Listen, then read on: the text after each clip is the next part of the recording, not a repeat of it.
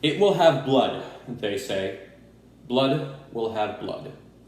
These were the lines spoken by Macbeth as he looks upon the ghost of Banquo, his friend and ally who he betrayed and had murdered. This line is meant to imply the never-ending cycle of violence. Violence will only ever beget more violence, as they say. And that is the subject of my research paper. Hello, my name is Charles Marvel. This is my video presentation for my honors Shakespeare class. The title of my research paper is Macbeth, A History of Violence.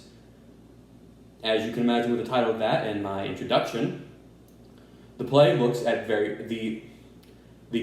looks at various productions of Macbeth and explores each of them in their historical context, namely some of the more violent events around them. Now, why did I pick this topic? Well, to tell a bit of a personal story, when I was in middle school, I was actually in a production of Macbeth. However, due to the theater superstition surrounding it, the idea that saying the name of the play is bad luck, it is oftentimes referred to in the theater as the Scottish play. However, in my particular production behind the scenes, we refer to the play and the character's name as MacBeth. One of the superstitions surrounding the name is that if you say the name Macbeth in a theater, bad luck will follow you. In order to alleviate the bad luck, you have to run around the theater 10 times. Theater people can be a rather superstitious bunch, and what better play to be superstitious around than a play about superstition? Now, when I was in middle school, I believed that the reason the name Macbeth was such bad luck is because the play was associated with such extreme violence.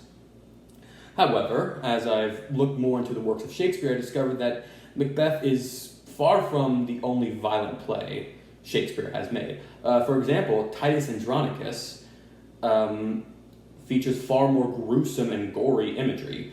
It includes such things as mutilation, rape, and even cannibalism.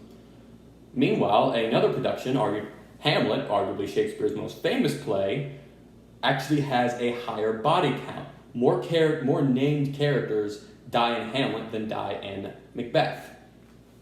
Now, why is Macbeth, if this is the case, why is Macbeth seen as the violent play? Well, I believe it's because of the historical context surrounding it from the Jacobean era when it was written 3 years into the reign of King James.